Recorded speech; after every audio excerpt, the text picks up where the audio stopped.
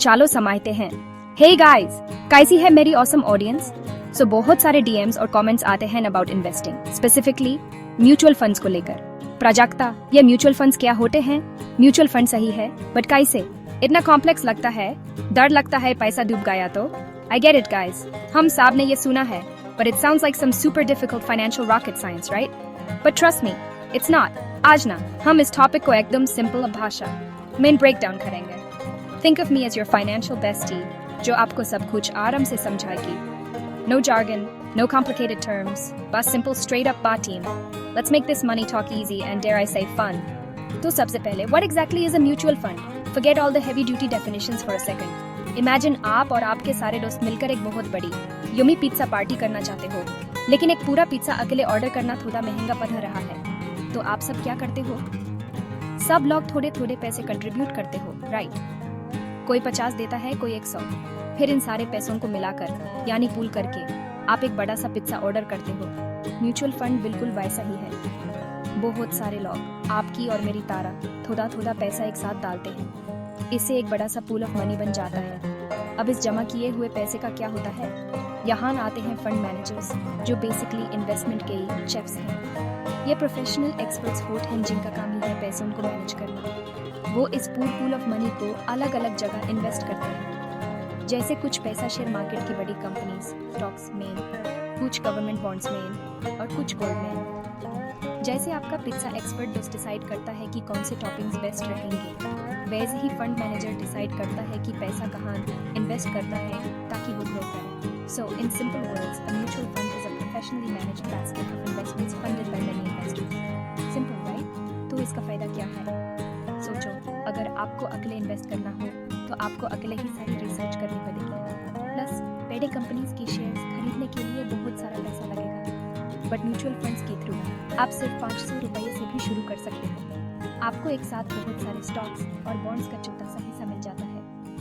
इसे कहते हैं डाइवर्सिफिकेशन। मतलब आपका पैसा अकेले किसी एक कंपनी में नहीं, बल्कि बहुत सारी अलग अलग जगहों पर लगा हुआ है। अगर एक जगह थोड़ा लॉस हुआ भी तो दूसरी जगह से प्रॉफिट उसको बैलेंस कर सकता है। It's like having different toppings on your pizza, not just one. Okay, अब जब हमें पता चल गया है कि म्यूचुअल फंड्स क्या हैं, let's talk about the different flavours और टाइप्स। सबसे पहला और सबसे पॉपुलर है इक्विटी म्यूचुअल फंड्स। ये फंड्स आपका पैसा सीधा शेयर मार्केट में यानी अलग अलग कंपनीज के स्टॉक्स में इन्वेस्ट करते हैं। इमेजिन आप इंडिया की टॉप कंपनीज जैसे रिलायंस, टीसीएस या एचडीएफसी बैंक में हिस्सा खरीद रहे हो। इक्विटी फंड्स में रिस्क थोड़ा ज्यादा होता है क्योंकि मार्केट अपर नीचे होता रहता है, बट लॉन्ग टर्म में रिटर्न्स भी सबसे ज्यादा मिलने के चांसेस होते हैं। ये उस दोस्त की तरह है जो हमेशा एडवेंचरस ट्रिप्स प्लान करता है, थोड़ा रिस्की बट मेमोरीज अमेजिंग बनती हैं। Next up we have that mutual funds. ये थोड़े शांत और सेफ टाइप के फंड्स हैं। ये आपका पैसा ऐसी जगहों पर इन्वेस्ट करते हैं जहां से फिक्स्ड इनकम आने के चांसेस होते हैं। फॉर एग्जाम्पल गवर्नमेंट बॉन्ड्स या कॉर्पोरेट बॉन्ड्स। बेसिकली ये कंपनीज या गवर्नमेंट को एक तरह से लोन देते हैं जिस पर उन्हें रेगुलर इंटरेस्ट मिलता है। डेट फंड्स में रिस्क बहुत कम होता है और रिटर्न्स भी इक्विटी फंड्स की कंपैरिजन में थोड़े कम बट स्टेबल होते हैं। ये उस फ्रेंड की तरह है जो हमेशा सेफ और वेल प्लान्ड मूवी नाइट्स का प्लान बनाता है। Predictable, comfortable and reliable. अगर आपको रिस्क नहीं लेना है तो ये अच्छा ऑप्शन है। फिर आते हैं हाइब्रिड म्यूचुअल फंड्स। जैसे नाम से ही पता चल रहा है, ये इक्विटी और डेब्ट का मिक्स है। जैसे एक मसाला चाय जिसमें चाय पत्ती का किक भी है और अदरक इलायची का कंफर्ट भी। हाइब्रिड फंड्स आपके पैसे का कुछ हिस्सा इक्विटी स्टॉक्स में और कुछ हिस्सा डेब्ट बॉन्ड्स में डालते हैं। इससे आपको रिस्क और रिटर्न का एक बैलेंस्ड कॉम्बिनेशन मिलता है। अगर मार्केट अच्छा परफॉर्म कर रहा है तो इक्विटी से फायदा मिलता है, और अगर मार्केट डाउन है तो डेट वाला पोर्शन आपके इन्वेस्टमेंट को संभाल लेता है। ये उन लोगों के लिए परफेक्ट है जो थोड़ा रिस्क ले सकते हैं बट सेफ भी रहना चाहते हैं। और लास्ट में एक और टाइप है सोल्यूशन ओरिएंटेड फंड्स। ये फंड्स एक स्पेसिफिक गोल के लिए बनाए जाते हैं। For example a retirement fund और अ चिल्ड्रंस एजुकेशन फंड। इन फंड्स का एक लॉक इन पीरियड होता है, मतलब आप एक सर्टेन टाइम तक पैसा निकाल नहीं सकते। ये आपको डिसिप्लिन रहने में हेल्प करता है ताकि आप अपने लॉन्ग टर्म गोल्स पूरे कर सको। Think of it like a piggy bank जो आपने अपनी ड्रीम वेकेशन के लिए रखा है और आपने प्रॉमिस किया है कि आप उससे पहले नहीं तोड़ोगे।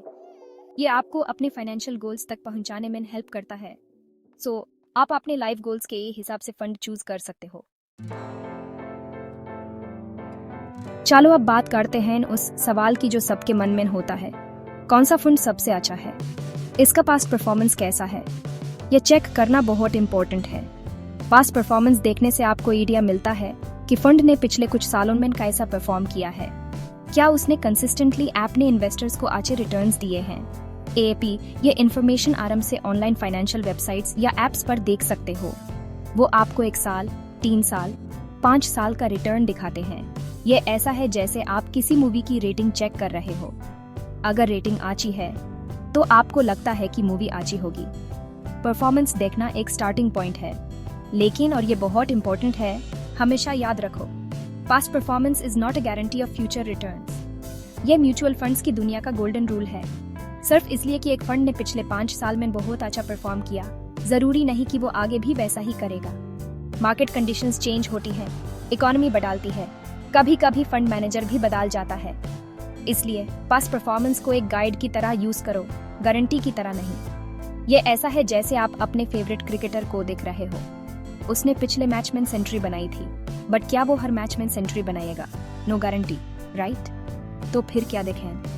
पास्ट परफॉर्मेंस के अलावा आपको फंड का एक्सपेंस रेशियो भी चेक करना चाहिए। ये फंड को मैनेज करने की फीस होती है, जितना कम एक्सपेंस रेशियो उतना अच्छा।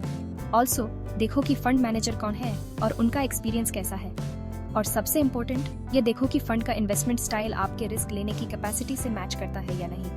अगर आप ज्यादा रिस्क नहीं लेना चाहते तो एक हाई रिस्क इक्विटी फंड में इन्वेस्ट करना अच्छा आइडिया नहीं होगा, भले ही उसका पास्ट परफॉर्मेंस कितना भी अमेजिंग क्यों ना हो।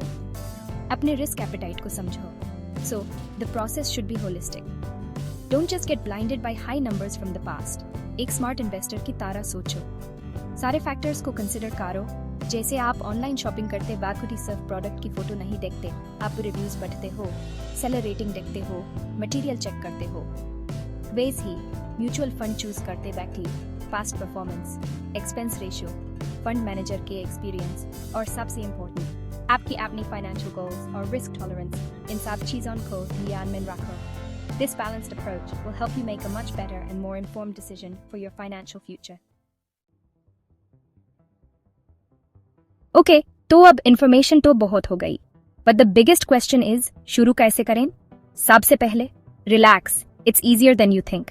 पहला tip, start small with a SIP. SIP का मतलब है सिस्टमैटिक इन्वेस्टमेंट प्लान। इसमें आप हर महीने एक फिक्स्ड अमाउंट जैसे कि 500 या 1000 रुपए अपने चुने हुए म्यूचुअल फंड में इन्वेस्ट करते हो। यह बिल्कुल एक रिकरिंग डिपॉजिट की तरह है। इससे आप पर एक साथ बड़ा अमाउंट इन्वेस्ट करने का प्रेशर नहीं आता। धीरे धीरे बूंद बूंद से सागर बनता है, राइट? एसआईपी आप में एक डिसिप्लिन्ड इन्वेस्टिंग की आदत डालता है और मार्केट के उतार चढ़ाव को भी एवरेज आउट कर देता है।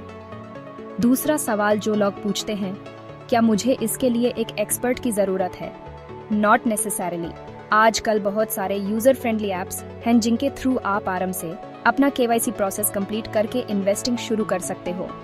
ये एप्स आपको सारी इन्फॉर्मेशन एक ही जगह पर दे देते हैं। बट हाँ, अगर आप बिल्कुल भी कॉन्फिडेंट फील नहीं कर रहे हो तो एक फाइनेंशियल एडवाइजर से सलाह लेना हमेशा अच्छा ऑप्शन है। They can help you understand your risk profile and suggest funds that are right for you. But don't let this stop you. थोड़ी सी रिसर्च करके आप खुद भी स्टार्ट कर सकते हो। Just start. My second tip is have a clear goal and be patient. क्यों invest कर रहे हो? क्या आपको एक नया फोन खरीदना है, या 5 साल बाद कर लेनी है, या फिर 20 साल बाद रिटायरमेंट के लिए पैसा जोड़ना है? जब आपका गोल क्लियर होता है तो आपके लिए सही फंड चूज करना आसान हो जाता है। शॉर्ट टर्म गोल्स के लिए डेट फंड्स अच्छे हो सकते हैं और लॉन्ग टर्म गोल्स के लिए इक्विटी फंड्स। और सबसे इम्पोर्टेंट चीज है पेशेंस।